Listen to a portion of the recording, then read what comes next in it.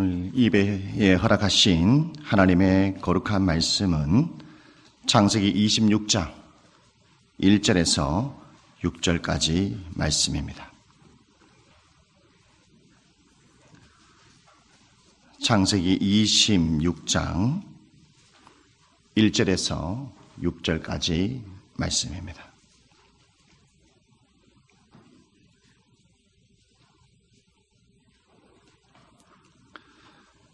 아브라함 때에 첫 흉년이 들었더니 그 땅에 또 흉년이 들매 이삭의 그랄로 가서 블레셋 왕 아비멜렉에 이르렀더니 여호와께서 이삭에게 나타나 이르시되 애굽으로 내려가지 말고 내가 내게 지시하는 땅에 거주하라.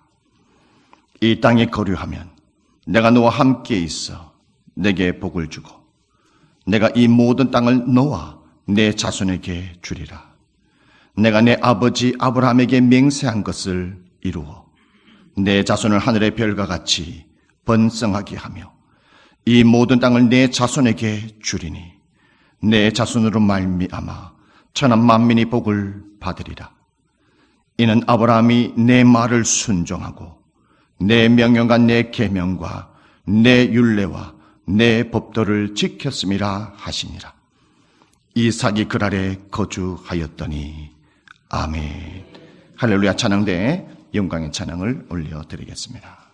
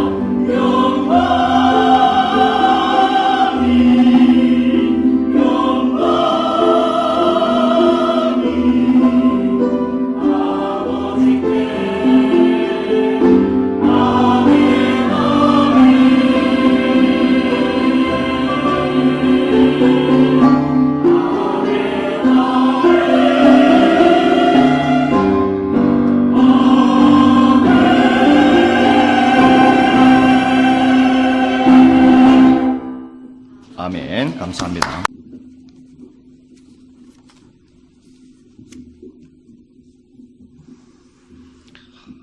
토양을 계속 사용하게 되면 토양이 산성화가 되어서 좋은 열매를 얻을 수 없습니다.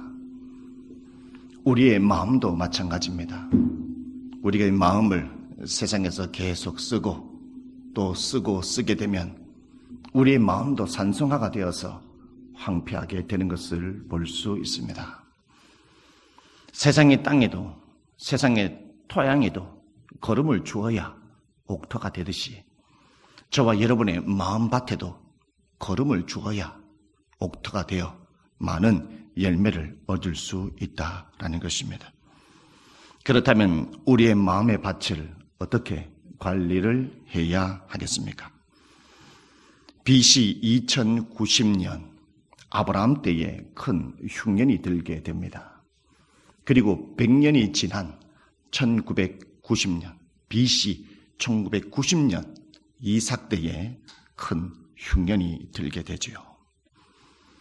이삭은 이 큰 흉년을 만나면서 자기와 가족이 그 흉년 가운데 속에 살아남기 위하여 점점 남방으로 내려가고 있습니다. 무엇 때문에 남방으로 내려갔을까요? 남방에는 나일강이 물이 넘쳐나는 애굽 땅이 있습니다. 애굽 땅으로 내려가야만이 이삭과 그의 가족이 살 수 있었기 때문에 그리로 내려갔다라는 것입니다. 그런데 살아계신 하나님께서는 이삭이 애굽으로 내려가는 것을 원치 않으셨죠. 아브라함과 약속하였던 가나안 땅에 그대로 남기를 원하셨다라는 것입니다. 2절의 말씀에 보면 여호와께서 이삭에게 나타나 이르시되 애굽으로 내려가지 말고 내가 내게 지시하는 땅에 거주하라. 상식적으로도 생각할 때에 이삭은 애굽으로 내려가는 것이 맞습니다.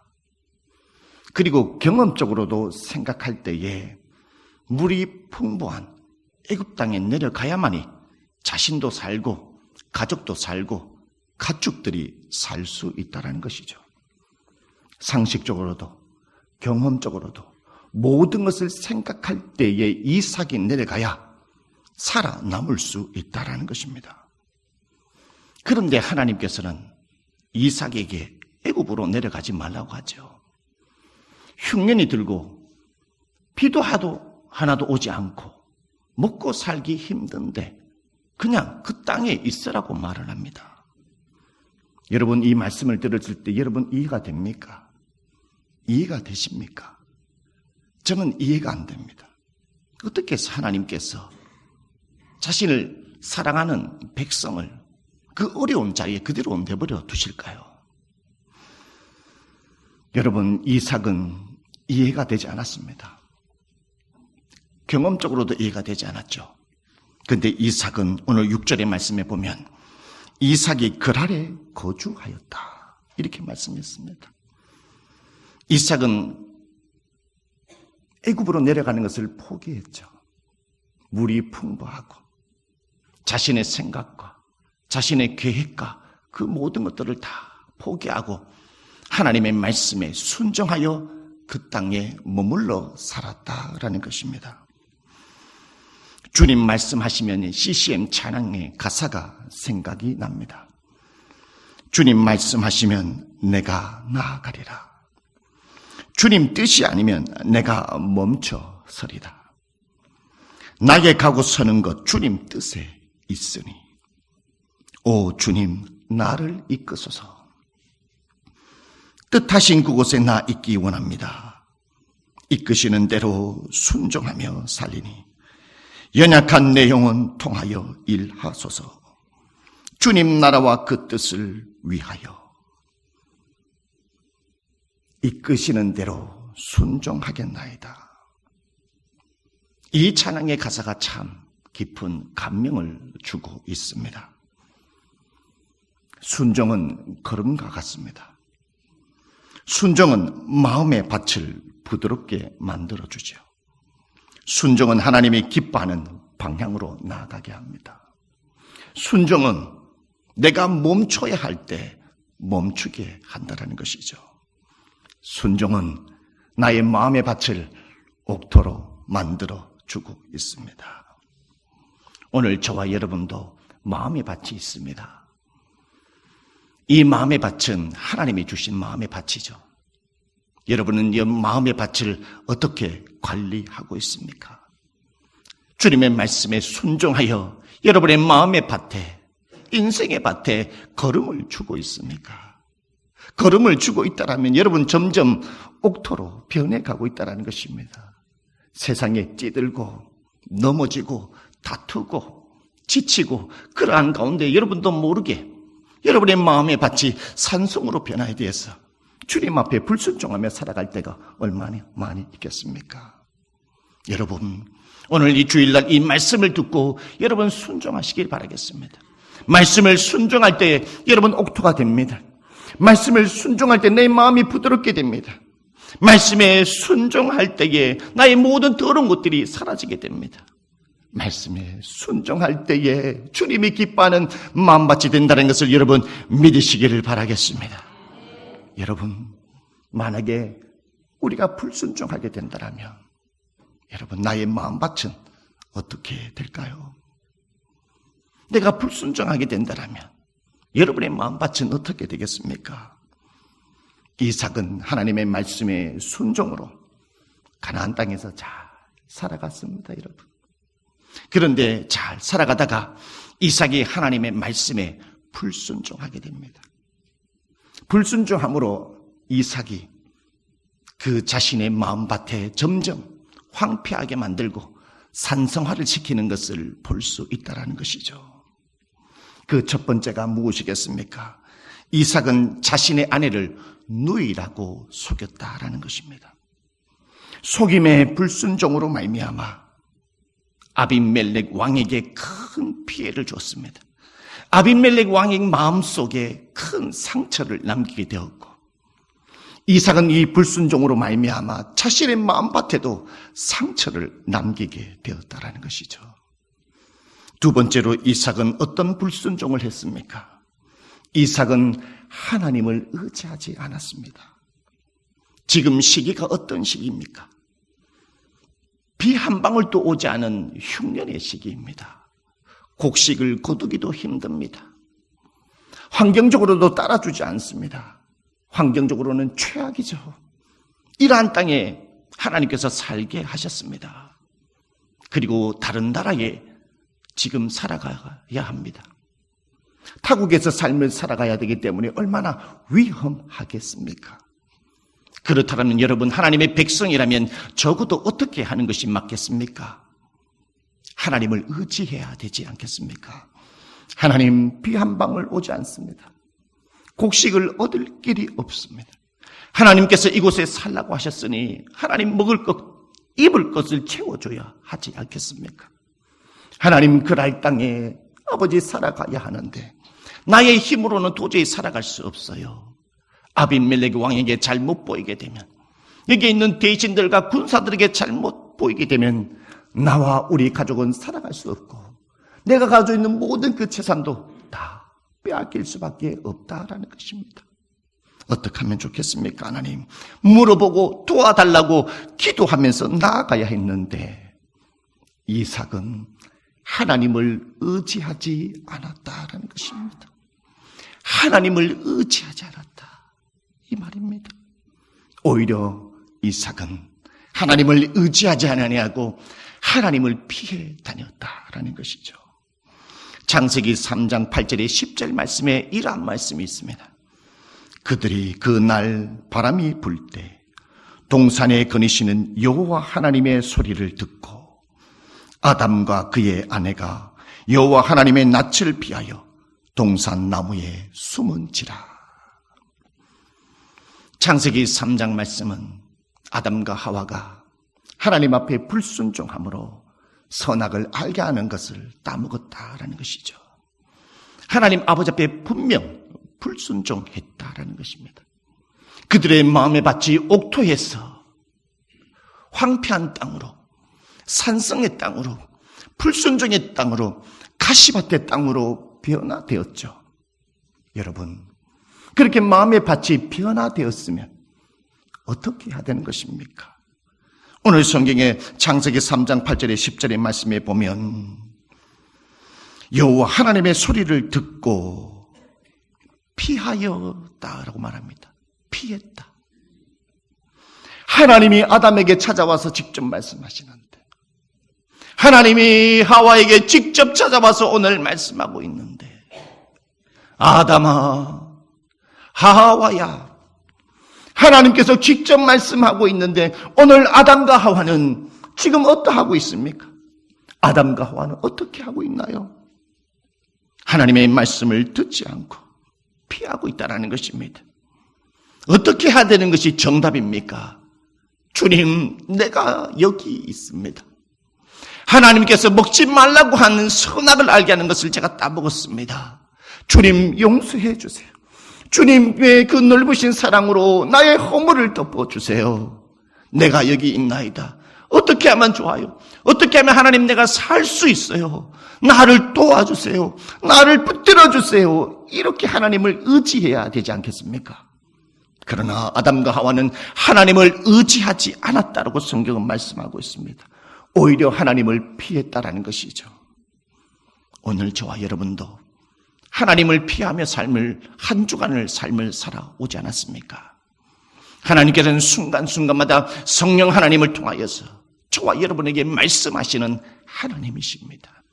여러분의 마음의 밭을 옥토로 만드시기 위하여 끊임없이 살아계신 하나님이 여러분에게 말씀하고 있는데 그 말씀을 피하여 숨어버리며 한 주간의 삶을 살아오지 않았습니까? 이러한 행동, 아담과 하와가 했을 때에 얼마나 하나님의 마음이 아팠겠습니까? 이처럼 이삭의 마음도 점점 마음이 황폐해져 가고 잡초가 무성해져 가는 것을 여러분 볼 수 있다라는 것입니다. 세 번째로 이삭은 어떠한 불순종을 했습니까? 이삭은 믿음의 사람이며 하나님의 백성의 사람으로서 다른 사람에게 수치를 당했다라는 것입니다. 오늘 10절의 말씀을 보십시오. 아비멜렉이 이르되 내가 어찌 우리에게 이렇게 행하였느냐? 백성 중 하나가 내 아내와 동침할 뻔하였도다. 내가 죄를 우리에게 입혔으리라. 여러분, 이삭이 불순종함으로 말미암아 아비멜렉에게 범죄하게 했다는 것이죠. 하나님의 백성인데 말입니다. 하나님의 백성이란 하나님의 이름으로 살아가는 사람이라는 것입니다. 하나님의 이름으로 말입니다.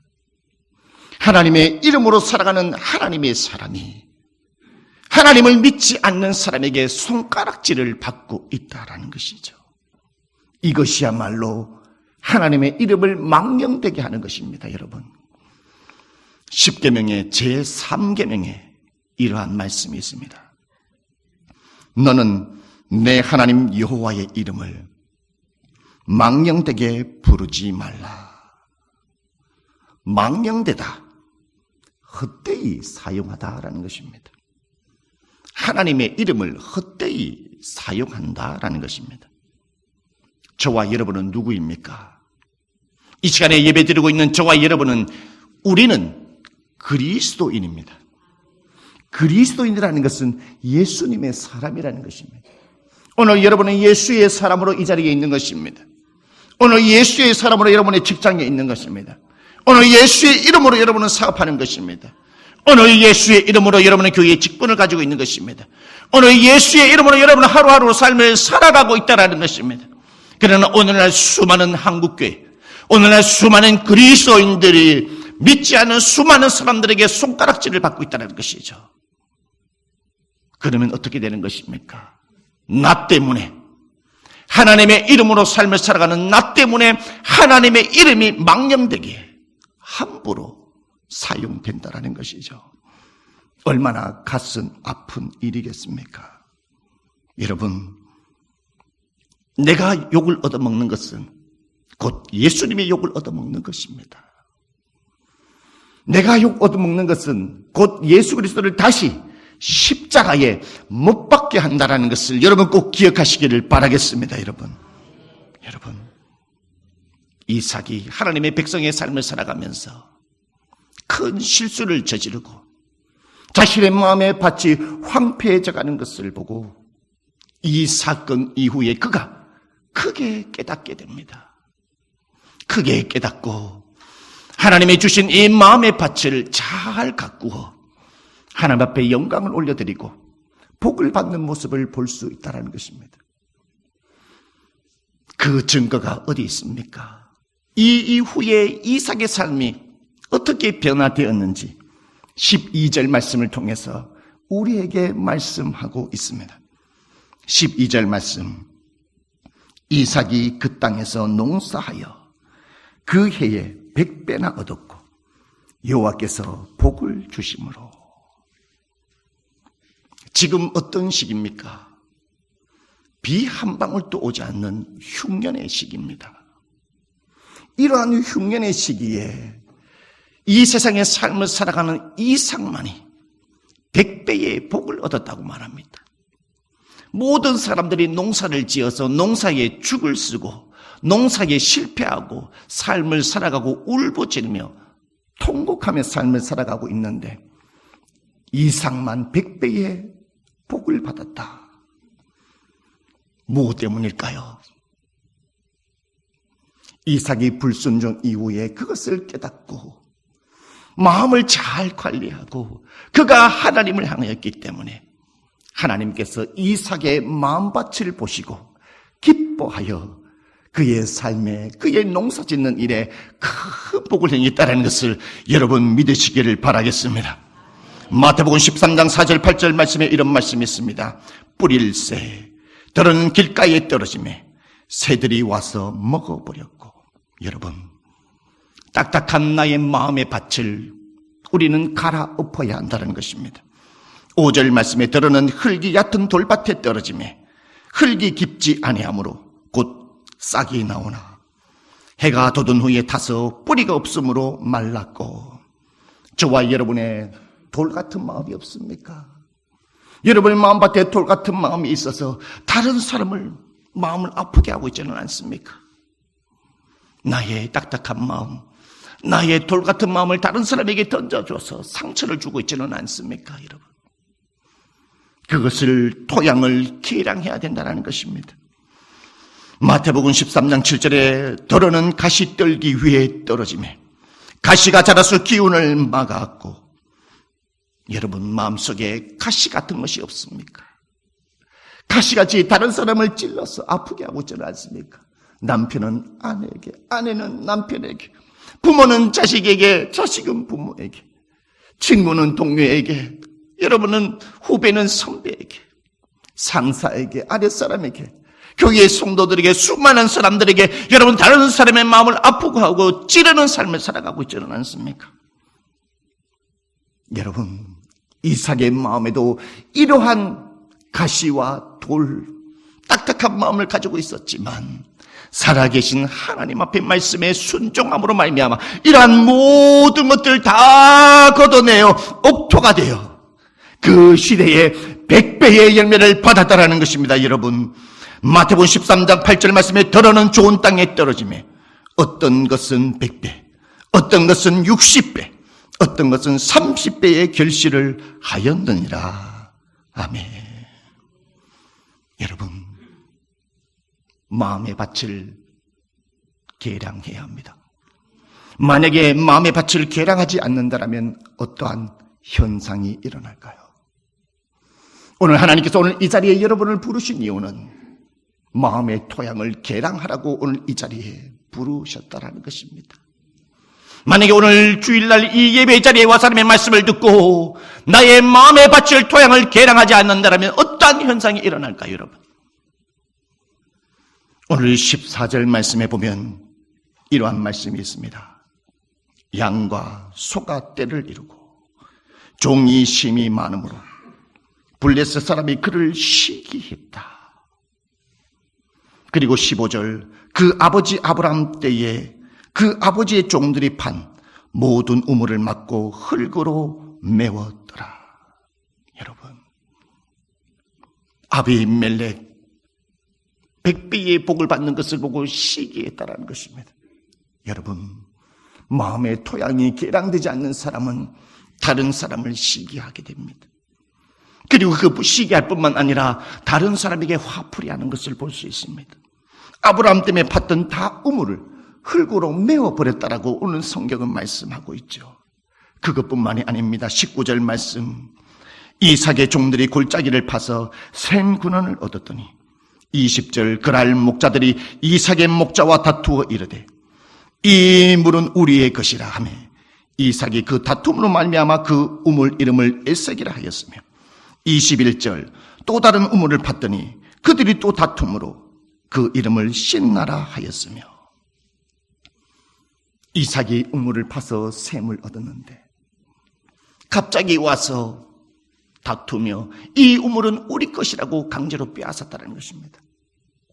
또 다른 우물을 파서 또 샘을 얻었지만 아비멜렉 사람들은 그 우물을 빼앗아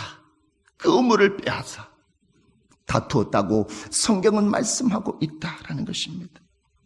여러분, 이처럼 나의 마음의 밭이 옥토가 되지 않는다라면 가까이에 있는 사람의 다투는 것을 볼 수 있습니다. 여러분, 가족들에게 화풀이하는 것을 볼 수 있죠. 가장 가까이에 있는 사람에게 화풀이를 한다는 것입니다. 여러분, 한 주간의 삶을 잘 살펴보시기 바라겠습니다. 한 주간의 삶을 잘 살펴보시길 바라겠습니다. 오늘 내가 누구에게 화풀이하고 있는지 말입니다. 가장 가까이에 있는 사람에게 화풀이를 하고 있다는 것입니다. 오늘 아비멜렉 왕과 그의 모든 사람들의 마음의 밭이 옥토가 되지 못하고 길가밭, 돌밭, 그들의 마음이 가시밭으로 되어 있기 때문에 오늘 이삭에게 다투고 화풀이하고 있는 것을 볼 수 있다는 것이죠. 이러한 사람에게는 열매가 있을까요? 그도 농사를 지었을 것입니다. 그도 많은 가축을 키웠을 것입니다. 그러나 오늘 성경에 뭐라고 말합니까? 이삭만 그 시대에 100배의 열매를 얻었다고 말씀하고 있습니다. 여러분, 마음의 밭이 옥토가 되었을 때에 나의 인생에, 여러분의 직장에서, 여러분의 가정에서, 여러분의 사업에서 하나님이 복을 내려주셔야만이 100배의 복을 얻는다는 것을 여러분 믿으시기를 바라겠습니다. 할렐루야. 여러분, 체로키 인디언의 가르침이 있습니다. 어느 날 손자와 함께 삶에 대해서 이렇게 가르치고 있었어요. 손자에게 이 어른이 뭐라고 가르치냐면, 우리의 마음속에는 두 마리의 늑대가 있다. 한 마리의 늑대는 나쁜 늑대이고 다른 한 마리의 늑대는 선한 늑대란다. 이 이야기를 한참 듣고 있던 손자가, 할아버지, 그러면 이 두 늑대가 싸우면은 누가 이기겠습니까? 선한 늑대가 이기겠습니까?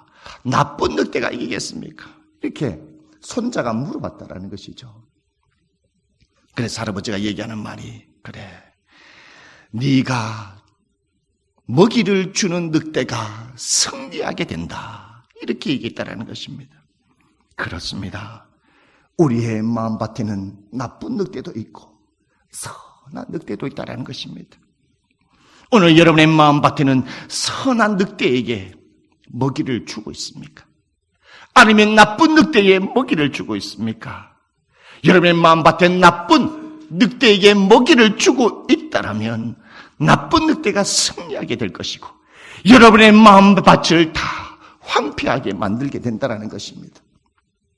저는 시골에 가면은 산미탈에 늘 언제나 고구마 밭이 있는 것을 볼 수 있습니다.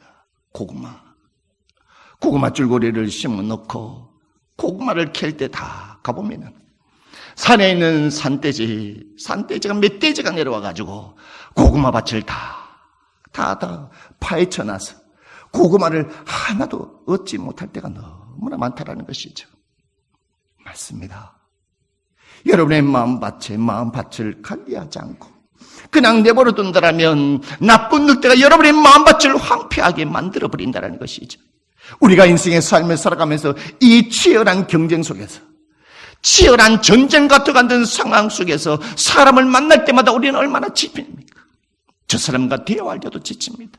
우리가 인생의 삶을 살아갈 때에 우리가 육체에 피곤한 것은 참을 수 있지만, 그러나 사람과의 관계 속에서 지친 것은 도저히 우리는 참을 수 없다라는 것이죠. 오늘 여러분은 마음속에 어떠한 늑대에게 먹이를 주고 있습니까? 이것을 보았을 때에 옥토를 가진 사람과 옥토를 갖지 못한 사람의 그 인생의 승리가 어디에 있을까요? 그것은 바로 마음밭을 가꾼 이삭에게 승리가 있다는 것을 오늘 성경의 본문의 말씀을 통해서 오늘 저와 여러분에게 말씀하고 있다는 것을 우리에게 말씀하고 있습니다. 여러분도 이삭처럼 인생의 삶을 가면서 여러분의 마음의 밭을 가꿈으로 말미암아 승리하시는 여러분이 되시기를 주님의 이름으로 축복합니다.